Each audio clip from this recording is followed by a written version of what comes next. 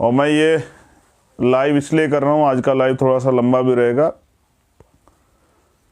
कि लोग इस लाइव की अहमियत को समझें। और हमारे जो कार्यकर्ता पदाधिकारी हैं या बहुजन समाज के जो लोग, SC ST OBC माइनॉरिटी के जो लोग हैं, वो लोग इसकी गंभीरता को समझें, हमारे नौजवान इसकी गंभीरता को समझें। पहली बात तो मैं किसान आंदोलन, क्योंकि चरम पे किसान आंदोलन से शुरुआत करूंगा। मैंने सुना था किसी से कि कोई किसी को राज नहीं देता, कोई किसी को ताज नहीं देता, जो लेता साढ़े निज बल लेता, जिसमें अपना दम होता है वो लेता है, अपने दम पे लेता है। तो किसानों का आंदोलन चल रहा है और लगभग 67-68 दिन हो गए हैं। और आंदोलन में कितनी ताकत होती है आप देख रहे हैं। जो सरकार किसी के आगे नहीं झुकती थी, वो सरकार जो है बेबस सी नजर आ रही है। ये आंदोलन की ताकत होती है। तो जो हमारे लोग ये कहते हैं कि आंदोलन से कुछ नहीं होता, ये संदेश मेरा जो है, मैं किसी को क्रिटिसाइज नहीं करना चाहता, लेकिन मैं जिस अहम मुद्दे पे बात कर रहा हूँ उस पे जो लोग राजनीतिक महत्वाकांक्षा है, राजनीतिक वैचारिक जो है, राजनीतिक मजबूरी के कारण मेरा समर्थन नहीं करते, ये उनके लिए भी है आज लाइव। जो लोग समर्थन करते हैं उनके लिए तो है ही, लेकिन बहुजन समाज के लोग जो राजनीतिक कारणों से विरोध करते हैं, ये लाइव उनके लिए भी है। तो किसान सड़कों पे है, यानी कि आंदोलन अपनी हक की लड़ाई के लिए, अपने वाजिब हक की, जो आपका अधिकार बैठता है उसके लिए भी आपको लड़ना पड़ता है। जब सरकार से आपको कोई चीज़ लेनी होती है तो उसके लिए भी आपको सड़कों पे आना पड़ता है। तो बहुजन समाज के लोगों को किसान आंदोलन से सीख लेनी चाहिए कि किस तरह अपने हक के लिए जो है 2-2 महीने, और किसान आंदोलन तो और 3 महीने से पहले चल रहा है जब से बिल पास हुए, तो यानी कि 5-5, 6-6 महीने भी घर छोड़ के सड़कों पे रहना पड़ता है, आंदोलन करने पड़ते हैं, लाठियाँ खानी पड़ती है, गोलियाँ खानी पड़ती है, मुकदमे झेलने पड़ते हैं, तमाम तरह के आरोप प्रत्यारोप झेलने पड़ते हैं। ये उन लोगों के लिए, जैसा मैंने कहा, जो लोग राजनीतिक मजबूरी के कारण मेरा विरोध करते हैं। दूसरा, कुर्बानियाँ आप देख लीजिए कि फ्री में कोई किसी को कुछ नहीं देता। जो अधिकार आपका छिन जाता है उसको लेने के लिए आपको, वो मांगने से नहीं मिलता, उसको छीनना पड़ता है। ऐसा माननीय काशीराम साहब कहते थे। और एक नाम जो और मैं आज के लाइव में लूंगा, वो आपके काम आएगा, उसको याद रखिएगा। तो मैंने आपको जैसे कहा कि जो अधिकार आपका छिन गया वो मांगने से नहीं मिलेगा, उसके लिए आंदोलन करना पड़ेगा, संघर्ष करना पड़ेगा, जैसा किसान कर रहे हैं। तो उसमें बलिदान कितने चले गए ये भी देख लीजिए। जो लोग कहते हैं कि भाई युवाओं के कैरियर खराब हो जाते हैं, सब चीज़ें होते हैं, युवा किसान आंदोलन में भी है, मुकदमे भी लगे हैं, सब चीज़ें लगे हैं, लेकिन अपने हक के लिए जो है वो लोग कितनी मजबूती से लड़ रहे हैं आप देख लीजिए। और 120 से ज़्यादा बलिदान भी हो चुके हैं। ये दूसरी बात है। अब जो एक और महत्वपूर्ण बात है वो ये है कि एक आ जाता है कि आंदोलन में हिंसा हो जाती है, आंदोलन को तो जानबूझ के खराब किया जाता है, ये लोग षड्यंत्र करते हैं, बहुत सारे कई आंदोलनों में लगा। लेकिन मैंने कहा कि लोगों को जानना चाहिए। तो किसान दिल्ली गए थे और सरकार ने साजिश करा के आंदोलन में लाठियां चलवाई, गोली चलवाई, आंदोलन को बदनाम किया, बाकी काम मीडिया ने कर दिया। तो जो बेचारे लोग हैं उनको समझना चाहिए किस तरह से आंदोलन को खराब करने के लिए सरकार साजिशें करती है। ये पुख्ता परिणाम जो है प्रमाण आपके लिए हैं, उन लोगों के लिए जो लोग आंदोलन की वैल्यू नहीं समझते और आंदोलनकारियों को भी सम्मान देने की बजाय उनका राजनीतिक मजबूरियों से विरोध करते हैं। तो ये किसान आंदोलन जो है बहुत कुछ सीख देता है तमाम लोगों को, जो लोग आज आंदोलन कर रहे हैं किसी दल से या किसी संगठन से जुड़े हुए हैं, कि अपनी लड़ाई को जीतने के लिए कितनी परेशानियां, कितने तरह के अपमान, संघर्ष और आरोप प्रत्यारोप के बाद आपको ये लड़ना पड़ता है। तो बहुत सारे लोग आज इस बात से सीख ले लेंगे और वो समझ लेंगे किस तरह से आंदोलन को बदनाम करने के लिए सत्ता में बैठे लोग जो है सरकारी मशीनरियों का दुरुपयोग करते हैं, निर्दोष लोगों पे लाठी चलवाते हैं, आंदोलन को बदनाम करने के लिए अपने लोग भेज के हिंसा करवा देते हैं।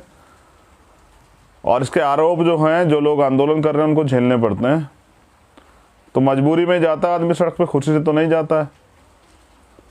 अब मैं एक नाम ले रहा था आपके सामने, अभी बजट पेश हुआ और बजट में पहले बात तो SC ST OBC के लिए तो कुछ नहीं है, क्योंकि बजट जो है वो कागजों में है, वो धरातल पे नहीं है। धरातल पे जब वो आएगा, धरातल पे उस पर काम होगा, आपको पता लग जाए। पहले भी पिछले साल का जो बजट था 2020 का, उसमें बहुत तमाम तरह के वादे हुए थे, वो वादे आज तक धरातल पे नहीं आए हैं।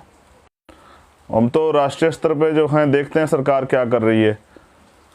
लेकिन मैं ये कहना चाहता हूँ, एक जो बहुत गंभीर बात उसमें थी और ये लंबे समय चली आ रही थी, मैंने सोचा कोई और शुरुआत करेगा, कोई राजनीतिक दल करेगा, जो बहुजनों के हितैषी दल है वो करेंगे, कोई आएगा निकल के कोई बात करेगा।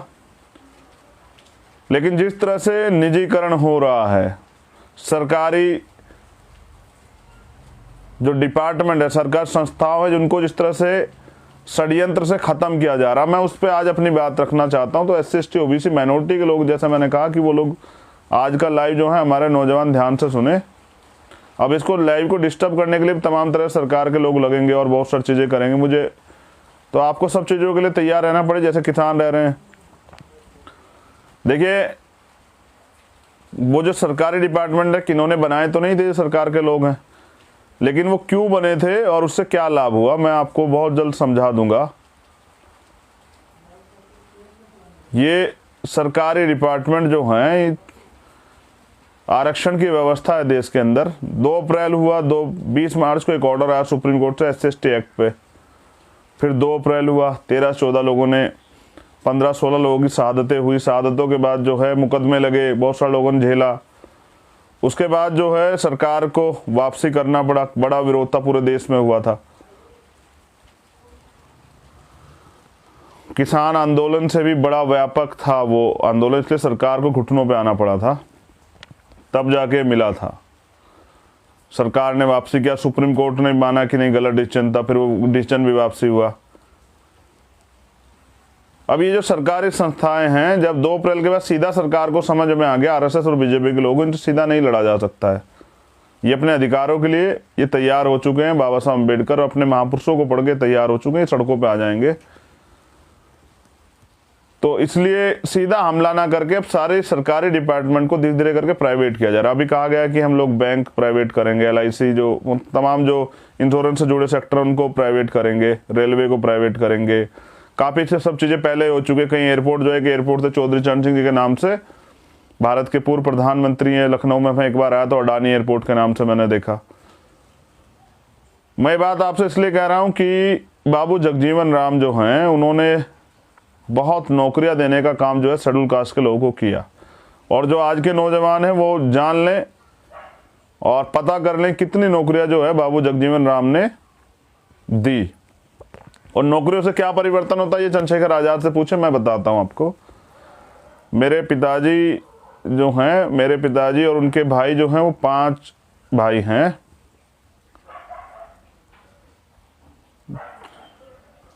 चार भाई हैं मेरे पिताजी के, जो और मतलब परिवार था।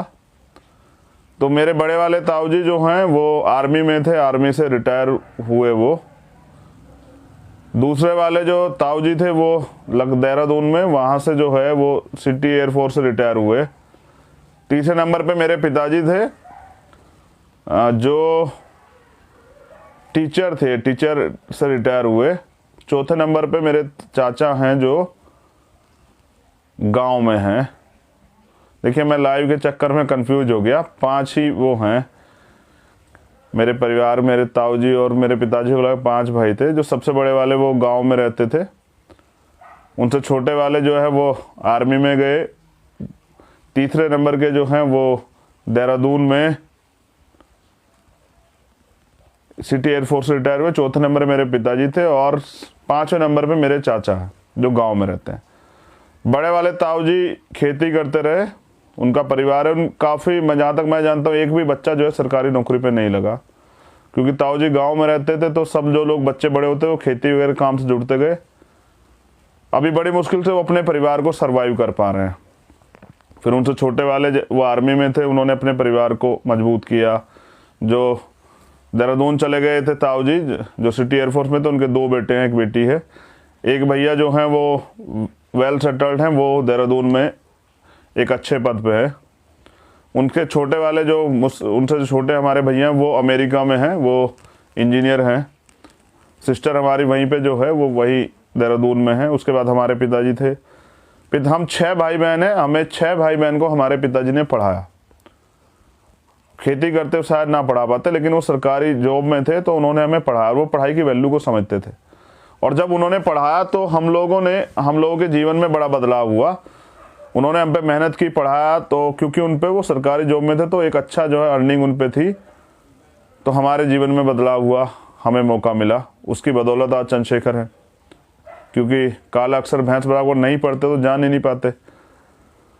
बाबा साहब ने जो रास्ता दिखाया था उस पर नहीं चल पाते तो कुछ कर ही नहीं पाते। फिर जो हमारे जो चाचा है वो गांव में रहते हैं, वो जॉब में नहीं गए, वो गांव में खेती करते थे। उनके बेटे कोई जॉब में नहीं है, वो सब अपना छोटा मोटा कोई काम करते हैं। धीरे धीरे वो परिवार मेहनत मजदूरी करके सर्वाइव कर रहा है। तो अगर मुझे औरों से अलग मुझे ऐसा लगता है, अगर मेरे पिताजी जॉब में नहीं होते तो शायद मैं वकालत की पढ़ाई ना कर पाता, और शायद मैं आज आप लोगों के सामने ना होता। तो परिवर्तन होता है सरकारी नौकरी से बड़ा। मेरे ताऊ जी अगर जॉब में नहीं होते तो मेरे भैया अच्छी जॉब पे नहीं होते, और मेरे एक भैया जो हैं वो इस देश से भी बाहर 7 समुद्र पार जो हैं वो इंजीनियर हैं अमेरिका में, तो शायद वो ना हो पाते। ये बात मैं आपको इसलिए बता रहा हूं कि हमें जो है रिजर्वेशन आरक्षण के दम पे जो नौकरियां मिली हैं तो उनकी वैल्यू को समझना चाहिए। अब ये सरकार आरक्षण को ख़त्म कर रही है, उसका सीधा तरीका है कि सरकारी डिपार्टमेंट नहीं रहेंगे तो आरक्षण ख़त्म हो जाएगा। प्राइवेट में आरक्षण है ही नहीं। तो मैं लंबे समय से सोच रहा था कि हमें अपनी आवाज़ को उठाना चाहिए, जैसे कि जो अधिकार जो हमें नहीं मिला है तो वो अगर उसकी वैल्यू को हम नहीं समझते हैं, लेकिन जब हमें मिल गया, जैसे हमें स्वाभिमान से जीवन जीने का जो है मौका मिला, सो हमारा जीवन जो है वो आर्थिक रूप से जब हमारे फैमिली संपन्न हुई तो हमें आगे बढ़ने का मौका मिला। अब अगर हमसे दोबारा गुलामी वाले जीवन में जाने के लिए कहा जाए तो शायद हम लोग नहीं जा पाएंगे, और शायद हम उसे बर्दाश्त भी नहीं कर पाएंगे। जैसे मेरे जो बड़े ताऊ जी थे वो एक किसान के यहाँ हाल ही रहते थे। देखो, हम किसान आंदोलन में सहयोग करते हैं, लेकिन दलितों पे काफ़ी बड़े पैमाने पे ज़मीन नहीं है, वो तो मजदूरी करते हैं। लेकिन क्योंकि जब भी देश हित में कोई भी आंदोलन होता है तो किसान लोग जो हैं, दलित समाज के लोग तो स्पेशली जाते हैं मदद करने के लिए। तो आज समाज हमारा खड़ा, मैं खुद भी जाता हूँ। लेकिन मेरे ताऊजी जो है ना, एक बार मैं गाँव गया था, लोग की पढ़ाई करते, तो मेरे ताऊजी ने कहा कि तुम्हें कुछ लोग देखना चाहते हैं गाँव में, तो तुम चलो मेरे साथ। तो मैं गया तो ताऊजी ने मुझे मिलाया कि ये परिवार है। मैं इनके यहाँ हाल ही लगा हुआ था, इनके जो है खेतों काम करता था, इनके जानवरों का काम करता था। मैं बिल्कुल एक जनरल बात बता रहा हूँ, सच, क्योंकि मैं देसी आदमी हूँ, गांव से आता हूँ, तो सब चीज़ों को खेती भी की है, पेड़ भी काटे हैं, तमाम तरह से जो है और भी काम किए हैं किसानी के, पानी भी दिया, सब चीज़ें जानता हूँ। करीब करीब भैंस जानवर भी रखे, दूध निकालना भी जानता हूँ, घास काटना, सभी चीज़ें जानता हूँ। तो गाँव से आता हूँ, गाँव की परेशानियों को जानता हूँ, जाति का अपमान भी जानता हूँ, जातिगत दर्द भी जानता हूँ, जातिगत जो है शोषण भी समझता हूँ, क्योंकि मैंने वो देखा और झेला है। जो बेरोजगार नौजवान हैं उनकी पॉकेट में जो पैसे नहीं होते, उनके सपनों को टूटते हुए भी देखता हूँ, क्योंकि मैं उनमें से एक ही हूँ। तो जो मतलब तमाम तरह की परेशानियाँ आज के नौजवान के जीवन में, उनको समझता हूँ, बखूबी समझता हूँ, क्योंकि मैं वहीं से आता हूँ और मैं उसी जीवन को जी के आया हूँ। तो मेरे ताऊजी ने मुझे कहा कि मैं इनके यहाँ हाल ही लगा हुआ था, तो मुझे बड़ा दुख था मेरे लिए, लेकिन मुझे लगा कि चलिए, उन्होंने हम पे कितनी मेहनत की और हमें मौका दिया कि देखो मैं हाल ही लगा हुआ था, लेकिन मेरा भतीजा ना लगे, मेरा बेटा ना लगे, तो उन्होंने पढ़ाया, क्योंकि पढ़ने के बाद जो है तरक्की के रास्ते खुले।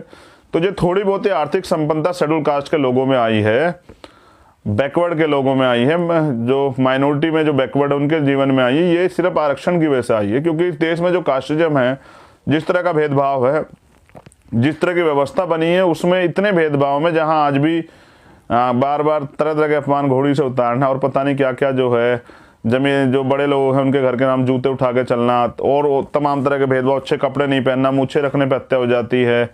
तो तमाम तरह की जो परेशानियां होती हैं गांव में अभी भी है। अच्छे मतलब आप अच्छे जा रहे कब कुछ तैयार हो जाते हो तो उस पर भी वो है लोगों को, अगर आप अच्छा घर बना लेते हो इस पर भी ऑब्जेक्शन हो जाता है।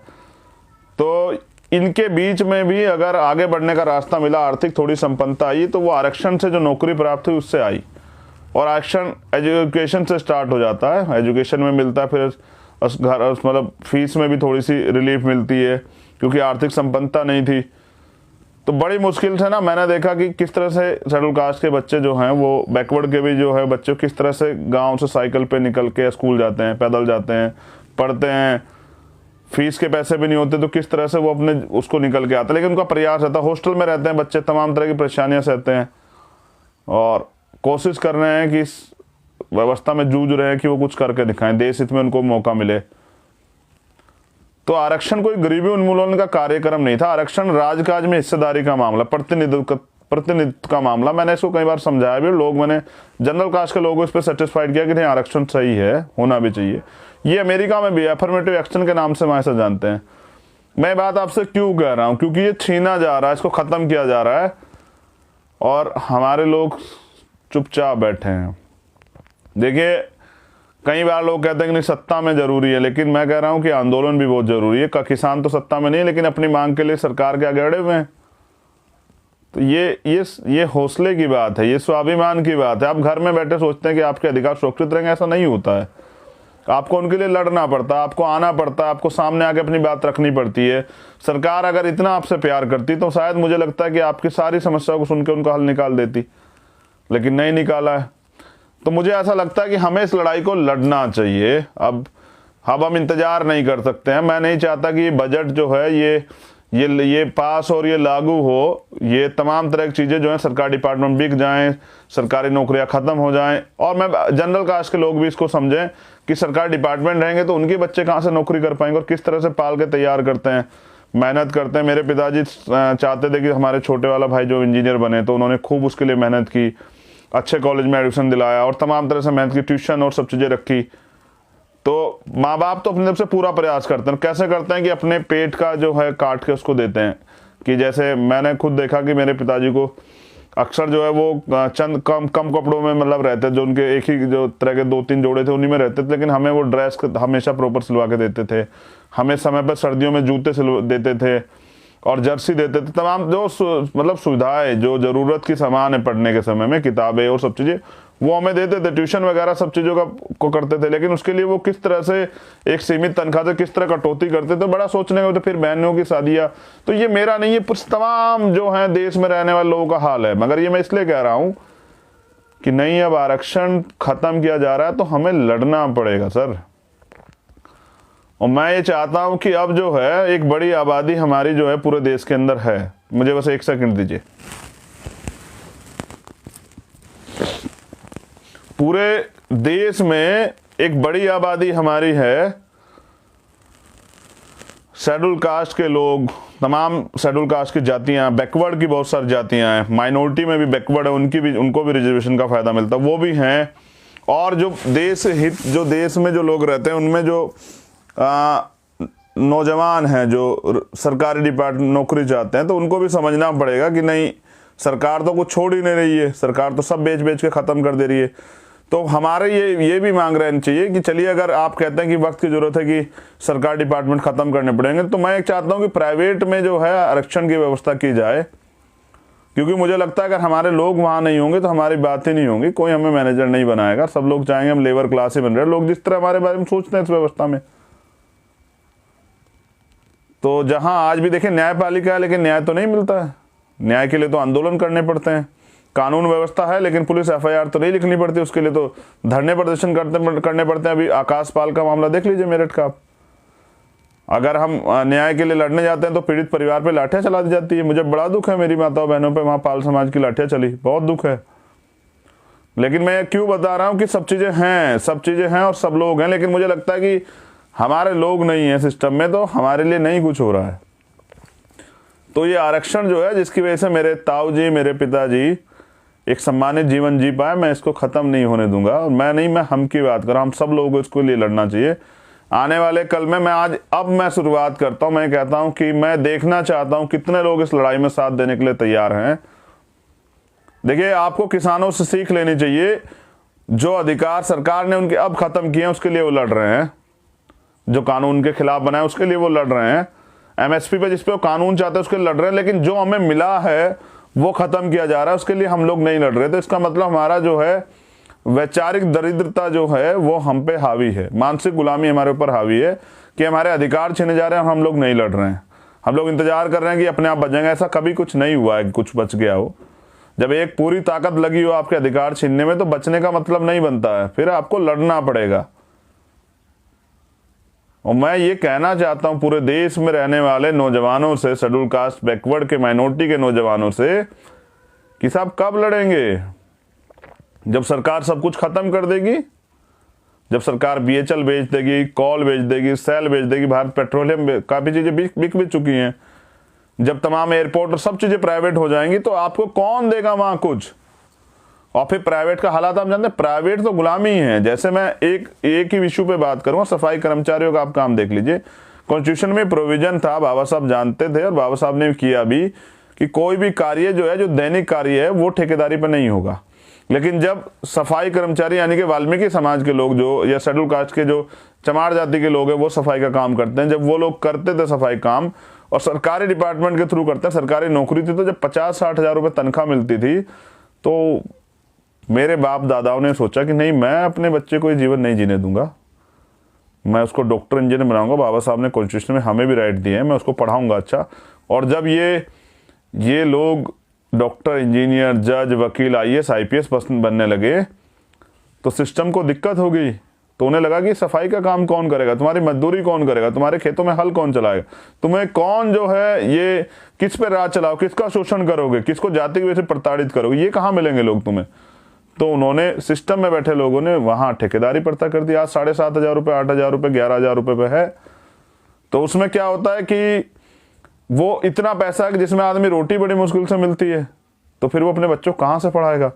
तो एक तरह से गुलामी में धकेलने का जो है पूरा सिस्टम है कि लोग जो हैं अपने पेट की भूख के लिए, यानी कि अपने बच्चों का पेट भरने के लिए, उनकी दवाई के इलाज के लिए, अपने घर की रिपेयरिंग के लिए, अपना घर बनाने के लिए सारी जिंदगी संघर्ष करते रहे। तो 10% लोग जो हैं वो 90% पूंजी पे कब्जा करे बैठे, और 90% जो लोग हैं किसी जाति धर्म के हों, वो 10% पैसे पे जानवरों की तरह अपना जीवन जी रहे हैं। ये कोई जीवन थोड़ा, ये तो गुलामी है। गुलाम कहते हैं ना, काशीराम साहब कहते हैं गुलामों के अधिकार नहीं होते, गुलामों की बहन बेटियों पे शोषण होता है, गुलामों को सताया जाता है, गुलामों का उत्पीड़न होता है। गुलाम होता है, गुलाम कभी राजा नहीं होता है। जबकि बाबा साहब ने कहा कि राजधानी का पेट काट दे, वोट का अधिकार दिया और तमाम अधिकार दिए। तो जैसा मैंने कहा, सोचिए आपने जो मूछें रखी हुई हैं और कोई आपकी मूछें काट दे, मुझे ऐसा ही लगा जैसे मूछें काट दी गई हूँ। हमारा सम्मान जो है ये सरकार डिपार्टमेंट खत्म करके छीन ले गया कि इनको उस हालात पे ले जाओ कि जहां ये रोटी के लिए मोहताज हो जाए। जैसे मूछें मैंने कहा काट दे, जैसे जिन नौजवान ने मूछें रखी है, कोई जबरदस्ती पकड़ के आपकी मूछें काट दे, उस अपमान को महसूस कीजिए और तय कीजिए कि हमें संघर्ष करना है। मैं तो तय कर चुका हूं कि मैं अब भीम आर्मी और आज़ाद समाज पार्टी के जो नौजवान जो मुझसे प्यार करते हैं, मैं उनसे कहूंगा कि वो जिलों में तैयारी करो, और किसान भाइयों की तरह हम भी बड़ी बड़ी पंचायतें करके जो है इस सरकार को बता देंगे कि हम एक बड़ी आबादी है इस देश की, जो बहुजन समाज है, SC/ST OBC माइनॉरिटी के जो लोग हैं, वो एक बड़ी आबादी है और उनके अधिकार आप ऐसे नहीं छीन सकते उस देश में। मैं जानना चाहता हूं इस लड़ाई में कौन कौन साथ है, वो लिख के बताए कि भैया हम लड़ेंगे और हम लड़ना चाहते हैं। सर मैं कह रहा हूं कि अगर आज नहीं लड़े तो कल गुलामी आ जाएगी, तो जो आने वाली पीढ़ियां हैं उनको क्या मुंह दिखाएंगे। बाबा साहब अकेले हमें सब कुछ देके गए, फिर उससे पहले हमारे महापुरुषों ने, राष्ट्रपिता ज्योतिबा फूले, हमें पढ़ाने के लिए माँ सावित्रीबाई फूले, माँ फातिमा शेख, बाबू जगदेव प्रसाद कुशवाहा, जननायक कर्पूरी ठाकुर, संत गाडगे जी महाराज, पेरियार जी महाराज, प्यारे लल्ले यादव जी, तो गुरु नारायण स्वामी, कितने लोगों ने जो है इस सामाजिक परिवर्तन और आर्थिक मुक्ति के आंदोलन को आगे बढ़ाया। बाबा साहब अम्बेडकर, मान्यवर काशीराम, मान्यवर दीना भाना वाल्मीकि साहब, कितने लोग हैं। और मैं आदिवासी उससे तो अगर बात करूं तो बहुत लोग हैं, बड़े बड़े नाम हैं जिन लोगों ने ये संघर्ष किया स्वाभिमान के लिए। तो मैं कल को एक बार हम लोग कल्पना करते हैं, ये मैंने आज एक कुर्ता पहना, ये कुर्ता जो है मुझे जब मैं फरारी में था तो पंजाब से एक परिवार ने दिया था, मैं उनका धन्यवाद करता हूँ। और ये कपड़ा जो है एक हमारा जो डेरा है, डेरा सचखंड बल्ला, वहाँ से के जो गुरुजी उन्होंने मुझे दिया था कि ये कपड़ा मतलब सम्मान के तौर पे दिया था। वहाँ पंजाब में इस तरह का रिवाज है, तो मैंने सोचा कि आज यही पहन लेता हूँ, गुरुओं का आशीर्वाद भी रहेगा। तो मैं ये बात आपको इसलिए बता रहा हूँ कि मुझे नफरत थी राजनीति से, लेकिन मुझे करनी पड़ी, क्योंकि जिन लोगों को आप सोचिए कि जो लोग संसद विधानसभा में बैठे वो आपके अधिकारों के लिए चुप हैं, तो मुझे लगा कि ऐसे लोगों को भेजना चाहिए जो लोग लड़ना चाहते हैं। वो पूरे देश में ऐसे लोगों की संख्या बहुत है, ऐसे नौजवान, ऐसे योग्य व्यक्ति जो हैं जिनको मौका नहीं मिला बहुत हैं, जो गरीबी की वजह से पैसा ना होने के कारण राजनीति में नहीं कर पाए, तो उनके लिए ये प्लेटफॉर्म है कि वो लोग करेंगे। लेकिन अभी जो इशू है वो मेन ये है कि हमें अपने अधिकार की सुरक्षा कैसे करनी है। तो मैं ये कहता हूं कि मैं लगातार बात करूंगा, मैं कल 2-4 दिन फिर लाइव आऊंगा और मैं लोगों से कहूंगा कि वो लोग तैयार हो जाएं, वो मुझे भेजे मैसेज, मुझे संदेश भी दे, मुझे सुझाव भी दे कि भैया हम लोग ऐसे कर सकते हैं, ये भी कर। सब लोग अपने अपने सुझाव भी भेजें और सब लोग जो हैं ये तैयारी भी करें कि अब हमें करना है। जैसे किसानों ने अपना दबाव बनाया है अपनी मांगों को लेकर, इस तरह से हम भी इस देश के प्राइम मिनिस्टर को, इस देश सरकार को ये बताना चाहते हैं कि ये आपके बाप दादाओं की बनाई हुई सरकारी संस्थाएं नहीं जिनको बेच रहे हो। ये कॉन्स्टिट्यूशन में ये इसलिए बना है सब चीजें कि इस देश के एक वंचित तबके को आगे बढ़ने का मौका मिले। तो आप ये छीन के क्या, प्राइवेट में क्या होता है, 12 घंटे ड्यूटी कराएंगे, 14 घंटे ड्यूटी कराएंगे, जब मर्जी चाहे निकाल देंगे। आप लेट जाओगे तो आपको तब गेट के बाहर कर देंगे, जब आप कहोगे कि परमानेंट कर दो तब निकाल देंगे। कोई गारंटी नहीं है। क्या है प्राइवेट में? प्राइवेट में जो ठेकेदारी पे काम कर रहे हैं उनके हाल देख लीजिए। ऐसे हाल कि काम तो आप उतना ही करेंगे, लेकिन आपको तनख्वाह जब मांगने जाओगे तो मालिक चाहेगा कब मिलेगी, और फिर वो अपने आप तय करेंगे आपको क्या तनख्वाह देनी। कोई गारंटी थोड़ा ये किसी चीज की। तो जो नौजवान आज पढ़ रहे हैं, मैं उनसे भी कहना चाहता हूँ कि सर नौकरी कहाँ मिलेगी जब ये सरकारी डिपार्टमेंट ही खत्म हो जाएंगे। तो मैं इसलिए आपसे कहना चाहता हूं कि हम लोग लड़ना चाहते हैं, और मैं नौजवानों से कहना चाहता हूं कि आपके सहयोग से लड़ना चाहते हैं। हमारी बहनें घर गांव में रह रह के पढ़ रही है। एक छोटी बहन हमारी जज बनी है अभी पंजाब से, कल मैंने उसको मुबारकबाद दी थी। तो मैं वो जज तभी तो बनी जब ये सरकारी डिपार्टमेंट है। तो जो बहनें हमारी पढ़ रही है और वो भी बराबर में आके जज बनना चाहती हैं, वो IPS बनना चाहती है, IAS बनना चाहती है, डॉक्टर इंजीनियर बनना चाहती है, वो पुलिस में जाना चाहती हैं। क्या भर्तियां निकल रही है। चलो अगर मैं उत्तर प्रदेश की बात करूं तो उत्तर प्रदेश सरकार कहां दे रही है, और जो नौकरियां भी हैं उसमें देखो किस तरह का छल कर रही है SC/ST और माइनॉरिटी के लोगों के साथ, बैकवर्ड के लोगों के साथ, किस तरह उनको चुन चुन के निकाल रही है, किस तरह के नए कानून बना रही है। तो हमें अपने हक के लिए लड़ना पड़ेगा, और मैं इसलिए चाहता हूं कि आप लोग कमर कसें। पहले भी हम लोग लड़े हैं, 2 अप्रैल लड़े हैं, 23 फरवरी लड़े हैं, 13 पॉइंट रोस्टर लड़े हैं। एक बार और हमें लड़ना पड़ेगा। और अब हम जो हैं जिले वाइज या मंडल वाइज जो है, यूपी से तो मैं शुरुआत करने वाला हूं। हम लोग उत्तराखंड में भी एक बड़ी रैली के लिए मैं संदेश देता हूं कार्यकर्ताओं को, पदाधिकारियों को, हमारे जो नेता वहाँ हैं, कि वो भी तैयारी करें। उत्तराखंड में भी एक बड़ी रैली हम लोग जल्द करेंगे। लेकिन ये गुलामी एक्सेप्ट नहीं की जाएगी। आज फिर वही दौर आ गया जो एक बार में सरदार भगत सिंह और उनके साथियों के साथ था, कि वो गुलामी का जीवन नहीं जीना चाहते। और मैं आज आपसे ही कह रहा हूं कि हम गुलामी का जीवन नहीं जीना चाहते हैं।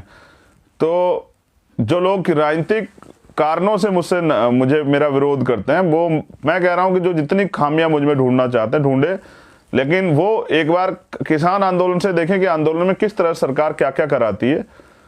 तो वो उनको समझना पड़ेगा कि वो इसलिए विरोध कर रहे हैं क्योंकि वो किसी राजनीतिक दल का समर्थन करते हैं। लेकिन सामाजिक जो आधारभूत है, जो मूलभूत लड़ाई है, जो आंदोलन है, उसको मैंने जब से मैंने उसको स्वीकार किया तो मैंने उसको नहीं छोड़ा है। मैं काशीराम जी की विचारधारा से प्यार करता हूं, मैं बाबा साहब अम्बेडकर की विचारधारा से प्यार करता हूं। मुझे पता उसी में सफलता मिलेगी। मैं राष्ट्रपिता ज्योतिबा फूले की विचारधारा से प्यार करता हूं। मैं 100 में से 90 भाग आ रहा, मैं बाबू जगदेव प्रसाद कुशवाहा को नेता मानता हूं, मैं जननायक कर्पूरी ठाकुर को नेता मानता हूं। तो मुझे कोई दिक्कत नहीं है। इसलिए मैं आपसे कह रहा हूं कि हमें लड़ना पड़ेगा, संघर्ष करना पड़ेगा। और अब सबसे बड़ी जो लड़ाई है ना, मेरी जो समझ में आ रही है, वो आरक्षण की है। और आरक्षण अगर रहेगा तभी गवर्नमेंट नौकरी रहेगी। तो SC/ST OBC माइनॉरिटी के लोगों से मैं कहना चाहता हूं कि वो तैयार हो जाएं। और जो लोग इस लड़ाई में साथ देना चाहते हैं, सुझाव देना चाहते हैं कि इस तरह से हम लोग इस आंदोलन को मजबूत कर सकते हैं, गांव गांव तक पहुंचा सकते हैं, अपनी बात रख सकते हैं, बड़ी सभाएं कर सकते हैं, वो लोग मुझे सुझाव भी भेजें और मैं अपने जितने भी पदाधिकारी, जिलाध्यक्ष या भीम आर्मी के जो जिला के मेंबर या प्रदेश के मेंबर, उनसे कहूँगा कि वो मेरे इस लाइव से जो है बहुत सारे नंबर जो आएंगे उनको उठा लें, उनसे बातें करें। हम लोग, हमारी राजनीति तो यही है ना, अपने लोगों के अधिकारों की सुरक्षा। मेरे लोगों का अधिकार, मेरा स्वार्थ, ये सुना था ना आपने, यही तो लड़ाई, यही तो राजनीति है। राजनीति इसलिए तो है कि लोग आपको वोट देते हैं और आप उनके अधिकार सुरक्षा करते हैं, उनके लिए नीतियां बनाते हैं, लेकिन आप तो वोट लेके भूल जाते हैं।